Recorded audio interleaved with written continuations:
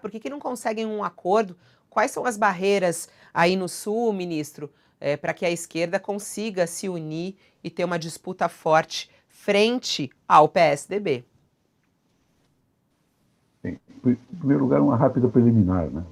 O Partido dos Trabalhadores aqui no Rio Grande do Sul, ele tem um funcionamento normal, regular, com direções que coordenam os movimentos do partido na região, sempre conectados com o presidente da República. Neste caso concreto da aliança com o PSB, a direção nos recomendou, nos pediu a nós, os líderes mais conhecidos do partido, que fizéssemos alguns contatos, né? E pesquisássemos junto aos partidos do campo da esquerda as possibilidades de unidade. Eu fui mandatado, em certo momento, pela própria Gleisi, depois pelo presidente Paulo Pimenta, do PT, pelo próprio Edgar, para conversar com algumas lideranças aqui do Estado. E eu senti que a liderança mais difícil para a aproximação, nesse momento, seria o PSB, através do Beto Albuquerque, que eu conheço há muitos anos, né, com um relacionamento pessoal positivo, e que foi meu secretário de transporte, inclusive, no meu governo aqui no estado do Rio Grande do Sul. Depois o PSB fez alguns movimentos estranhos a nós. Apoiaram, por exemplo, o Sartori, que apoiou o Bolsonaro aqui no segundo turno, que causou um certo constrangimento, mas como era um partido, e é um partido tradicionalmente de um campo político progressista, nós continuamos com o relacionamento normal e respeitamos, inclusive, essa decisão. Agora, quando nós procuramos Beto Albuquerque, eu senti, nas respostas que ele me deu, que ele, pessoalmente, não tinha interesse em compor uma chapa, a não ser que fosse na cabeça. Então, a preliminar para uma conversação ficou um pouco bloqueada. Nós, a partir desse momento, respeitamos essa posição do PSB, que não queria falar conosco, nesse momento, e, inclusive, não foi, né, nas reuniões, não participou das reuniões do presidente Lula ontem aqui em Porto Alegre, e acho que não participará hoje. Então, há um estranhamento dessa liderança, que é a liderança mais importante aqui do Estado, para participar de uma chapa com o PT e abrir-se para uma conversação onde nós estamos apresentando um candidato sem imposição. Nós estamos dizendo, esse aqui é o nosso nome, queremos conversar, qual é o nome de vocês? E como disse o Lula ontem, né? Quem é que tem mais possibilidade, quem é que tem mais condições de empolgar, né, uma massa de militantes para a gente ganhar a eleição aqui no Estado. Mas eu ainda tenho esperança que isso aí possa acontecer, né? Agora, o princípio da razoabilidade das relações aqui no Estado. O que se diz, ministro, é que o Beto Albuquerque hoje está mais próximo do Ciro Gomes. Inclusive, o presidente estadual do PSB, o Mário Bruch, ele chegou atrasado na reunião de ontem, lá com a presença do Lula, mas teve tempo de dizer que está muito próximo o PSB de fechar um acordo com o Ciro Gomes. Eu lhe pergunto, nesta sua perspectiva de que deveria ser o cabeça de chapa aquele que reunisse melhores condições, o senhor já tem o diagnóstico? É o Edgar Preto, é o Beto Albuquerque? E qual é o prejuízo que haveria para a campanha do Lula no Sul se o PSB e o Beto Albuquerque fechassem com o Ciro Gomes? Eu acho que essa perspectiva do fechamento do PSB com o Ciro Gomes não impediria, aqui no Rio Grande do Sul, que o PSB participasse de uma frente conosco com a autonomia para defender o seu candidato à presidência da República. Tem, aliás, uma pontuação bastante modesta aqui no estado do Rio Grande do Sul. Eu acho que esse cenário não está fechado ainda. Eu gostaria muito que o PSB estivesse conosco, que o PDT estivesse conosco, o PSOL, o PCdoB, né? Para que a gente pudesse, inclusive outros partidos menores aqui do Sul, que já estão apoiando, né? O Lula e o PT como solidariedade, né? E o próprio PV, né? Também está apoiando. E nós não devemos fechar a conversa nesse momento. Nós devemos colocar o nosso candidato como a possibilidade que nós estamos oferecendo aliados para ouvi-los. Qual a possibilidade que eles nos oferecem? Por exemplo, não é estranho se o PSB dissesse o seguinte, olha, o Beto não quer participar da chapa, nós estamos apontando que o melhor candidato é o Pedro Ruas, por exemplo, do PSOL, né? Ou que o melhor candidato é o candidato do PDT, que queira fechar uma frente de esquerda, né, de centro-esquerda aqui no Rio Grande do Sul.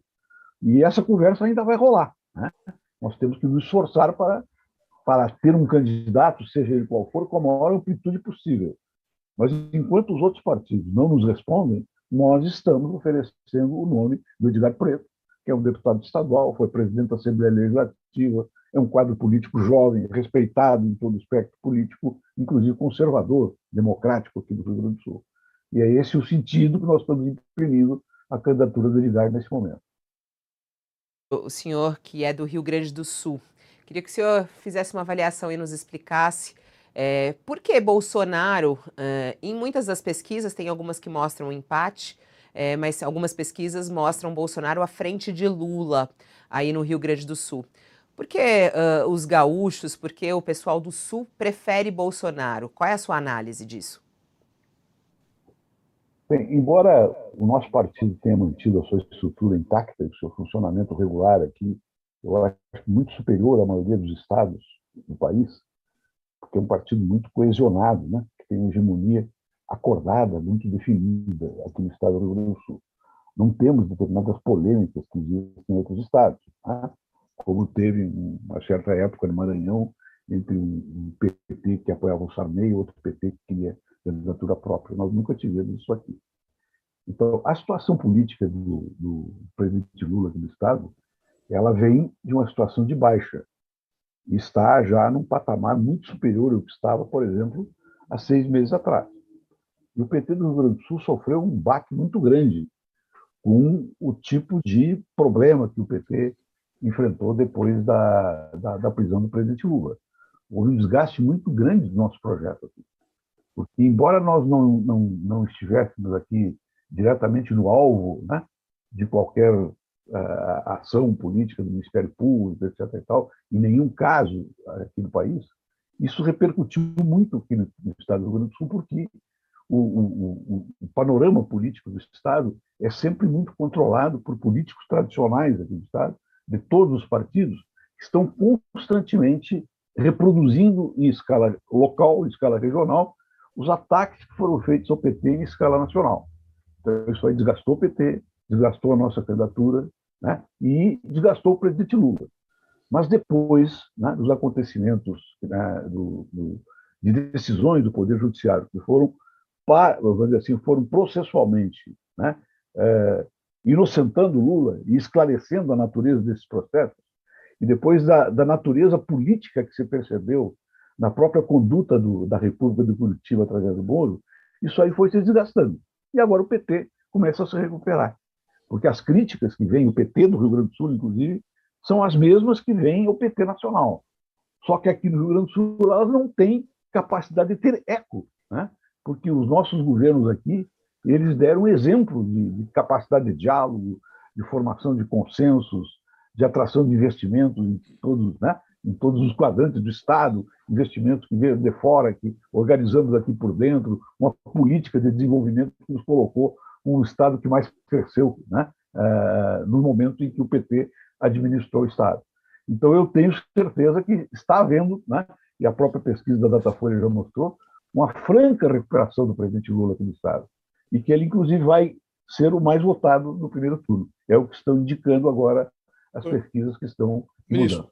Há uma polêmica agora no ar em relação aos debates presidenciais. Bolsonaro já insinuou que não deve participar de debates no primeiro turno, e isto foi visto por alguns partidários do senhor, no PT, como uma senha para que o Lula também não compareça. Qual é a sua opinião a esse respeito? Não acha que pode passar a impressão de que o presidente está fugindo desse debate que o senhor próprio levantou aqui agora, que prejudicou a imagem do partido no Sul, essas questões relacionadas a mensalão, a petrolão? Não acha que pode passar uma impressão de fragilidade, ao contrário do que o partido acredita, de que o presidente agora está tão forte que pode se abster de debater? Eu não sei bem quais as razões que estão sendo dadas para não participar dos debates no primeiro turno. E nem acho que isso aí esteja decidido, Brasil. E eu sou favorável à participação ampla em todos os debates. Eu sempre participei em todas as eleições que eu participei de debate no primeiro turno, no segundo turno, debates, inclusive, antes, né, de se abrir formalmente as campanhas, porque eu acho que isso é muito produtivo. Foi assim que nós fizemos o nosso, né, o nosso prestígio aqui no Rio Grande do Sul. Governamos Porto Alegre durante 16 anos, tivemos 2 governos estaduais, né, com o Olívio e comigo, que foram governos sempre muito respeitados pela sociedade, inclusive pela oposição democrática. Depois que começaram a surgir esses grupos de extrema-direita, neofascistas e proto-fascistas aqui no país, que repercutiram aqui no Rio Grande do Sul, a política se reproduziu aqui de uma maneira diferente. Começaram a surgir líderes de extrema-direita, né, com manifestações, inclusive, misóginas, manifestações racistas, manifestações, né, de extrema-direita radical sobre questões relativas, por exemplo, à sexualidade das pessoas. Isso aí criou um polo de extrema-direita aqui no Estado, mas que não está ainda consolidado como alternativa de poder. Tomara que não se consolide. Há um estranhamento, inclusive, dos políticos tradicionais, aqui no Rio Grande do Sul, com o surgimento de posições como essa, porque é eles que estão perdendo esse espaço, não somos nós. E quando eles perdem esse espaço, eles ficam indefinidos para que lado se dirigir. Eu tenho defendido aqui no Estado que a nossa estratégia comum hoje não é uma estratégia de esquerda ou de direita, é uma estratégia de defesa da democracia, da república e de obstrução dos projetos fascistas que estão se disseminando no país. Isso pode ser chamado de projeto de centro-esquerda com amplo espectro democrático. É assim que nós estamos trabalhando aqui no nosso conceito. Portanto, eu sou favorável, sim, a que você participe de todos os debates. O senhor fala da defesa da democracia, esse tem sido